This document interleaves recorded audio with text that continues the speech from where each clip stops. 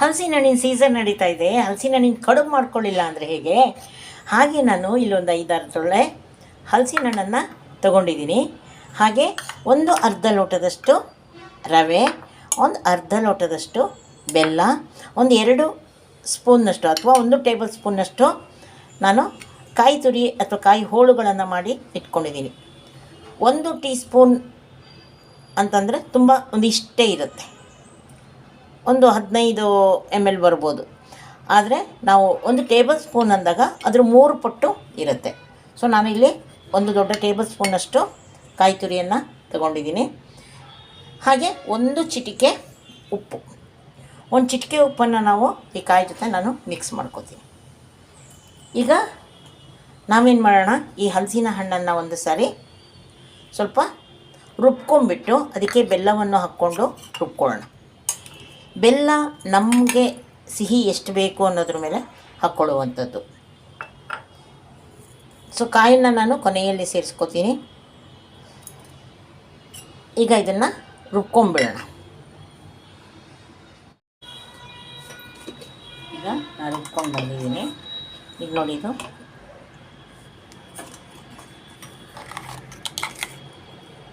ಇಷ್ಟು ನೀರಾಗಿದೆ. ನಾನು ಇದಕ್ಕೆ ಈಗ ರವೆಯನ್ನು ಹಾಗೂ ಕಾಯಿ ತುರಿಯನ್ನು ಹಾಕಿ 1-2 ರೌಂಡ್, ಅದು ನೈಸ್ ಆಗಬಾರ್ದು, ಆದರೆ ಮಿಶ್ರಣ ಆಗಬೇಕು. ಹಾಗೆ ಅದನ್ನು ನಾನು ಇದಕ್ಕೆ ಸೇರಿಸ್ಕೊತೀನಿ.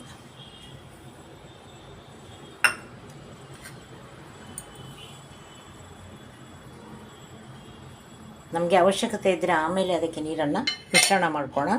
ಸದ್ಯದ ನಿಜ ಅಂತಂದರೆ ಹಲಸಿನ ಹಣ್ಣಿನ ಒಂದು ಪಲ್ಪ್ ಜಾಸ್ತಿ ಇದ್ದರೆ ಇಡ್ಲಿ ತುಂಬ ಚೆನ್ನಾಗಾಗುತ್ತೆ. ಈಗ ನನ್ನ ಹತ್ರ ಇದ್ದಂಥ ಪ್ರಮಾಣದಲ್ಲಿ ನಾನು ಅದಕ್ಕೆ ತಕ್ಕಂಗೆ ಮಾಡ್ತಾಯಿದ್ದೀನಿ. ಕುಕ್ಕರ್ ಪಾತ್ರೆ ಒಳಗಡೆ ನೀರನ್ನು ಹಾಕ್ಕೊಂಡಿದ್ದೀನಿ. ಹಾಗೆ ಇದು ರಿಂಗನ್ನು ಇದರೊಳಗಡೆಗೆ ಇಳಿಸ್ತೀನಿ. ಈಗ ನಾವು ರುಬ್ಬಿಕೊಂಡಂತಹ ಮಿಶ್ರಣ ಇಲ್ಲಿ ತಯಾರಾಗಿದೆ.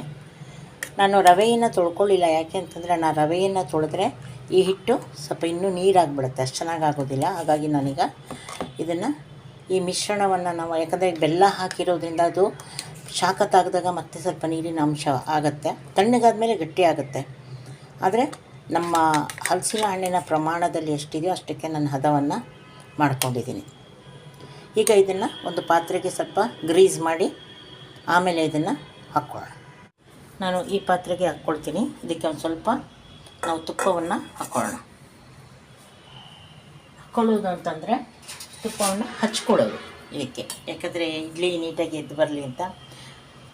ಸ್ವಲ್ಪ ಸಾಕಾಗುತ್ತೆ. ಅಕಸ್ಮಾತ್ ತುಂಬ ಹಾಕ್ಕೊಂಡ್ರೂ ಸಮಸ್ಯೆ ಇಲ್ಲ, ಯಾಕಂದರೆ ನಾವು ಹೆಂಗಿದ್ರು ಇಡ್ಲಿಗೆ ತುಪ್ಪವನ್ನು ಹಾಕ್ಕೊಂಡು, ಹಲಸಿನ ಇಡ್ಲಿಗೆ ತುಪ್ಪ ಹಾಕ್ಕೊಂಡೆ ತಿಂತೀವಿ. ತಳಕ್ಕೆ ಮಾತ್ರ ಇಡೀ ಪಾತ್ರೆಗೆ ಹಚ್ಚೋ ಕೆಲಸ ಇಲ್ಲ. ನಾವು ಮಿಶ್ರಣವನ್ನು ಎಲ್ಲಿವರೆಗೆ ಹಾಕ್ತೀವೋ ಅಲ್ಲಿವರೆಗೆ ಹಚ್ಕೊಂಡ್ರೆ ಸಾಕು. ನಾನು ಇಲ್ಲಿ ಹಚ್ಕೊಂಡಿದ್ದೀನಿ. ಇದಕ್ಕೆ ನಾವು ಹಾಕ್ಕೊಂಡು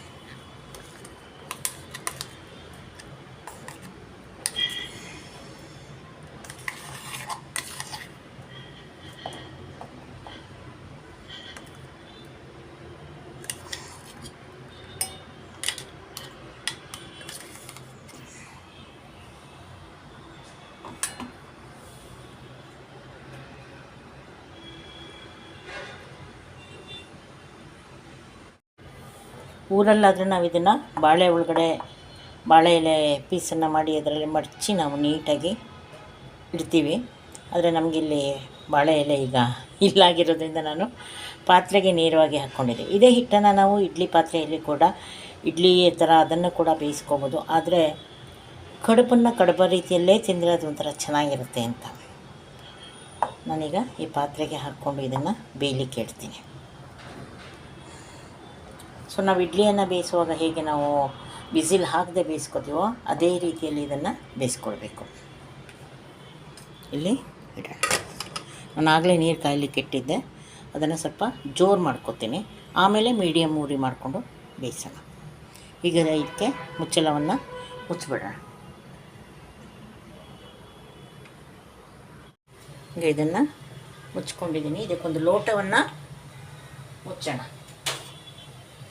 ಹಬೆ ಪೂರ್ತಿಯಾಗಿ ಹೋಗದೆ ಇದ್ದಂಗೆ ನಾವು ಇಡ್ಲಿ ಪಾತ್ರೆ ನಮ್ಮದು ಊರ ಕಡೆ ದಳ್ಳೆ ಅಂತ ಹೇಳಿದ್ರೆ ಅದಾದರೆ ಚೆನ್ನಾಗಿರುತ್ತೆ. ನಾವು ಆದರೆ ಕುಕ್ಕರ್ನಲ್ಲೇ ಬೇಯಿಸ್ಕೊತಾ ಇದ್ದೀನಿ, ಸ್ವಲ್ಪ ಪ್ರಮಾಣ ಇರೋದ್ರಿಂದ. ಸೊ ಇದು 10ರಿಂದ 15 ನಿಮಿಷ ಬೇಯಿಸ್ತೀನಿ. ಆಮೇಲೆ ನೋಡೋಣ ಹೇಗಾಗತ್ತೆ ಅಂತ. 15 ನಿಮಿಷ ಆಗಿದೆ. ಈಗ ನಾವು ಗ್ಯಾಸನ್ನು ಆಫ್ ಮಾಡಿಟ್ಕೊಳ್ಳೋಣ. ತಣ್ಣಗಾದ್ಮೇಲೆ ತೆಗೆಯೋಣ. ಈಗ ಇಲ್ಲಿ ಬೆಂದಿದೆ ಕಡುಬು. ನಾವಿದನ್ನು ತೆಗೆಯೋಣ. ತಟ್ಟೆಲ್ಲದ ತೆಗೆಯೋದು, ಪೀಸ್ ಮಾಡಿ ತೆಗೆಯೋದು ಸುಲಭ. ಇದು ಸ್ವಲ್ಪ ಆಳದಲ್ಲಿದೆ, ನೋಡೋಣ ಹಾಗೆ ಬಡ್ದು ತೆಗಿಲಿಕ್ಕೆ ಬರುತ್ತಾ ನೋಡ್ತೀನಿ.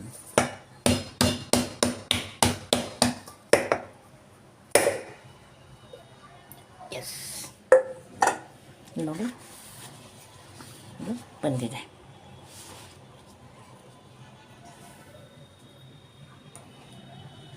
ಎಸ್, ಇದನ್ನು ನಾವೀಗ ಕಟ್ ಮಾಡೋಣ.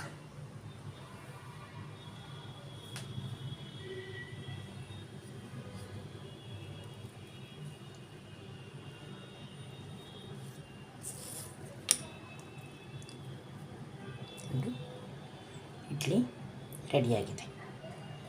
ಈ ರೀತಿ ಪೀಸ್ ಮಾಡಿ ನಾವು ತಿನ್ಬೋದು.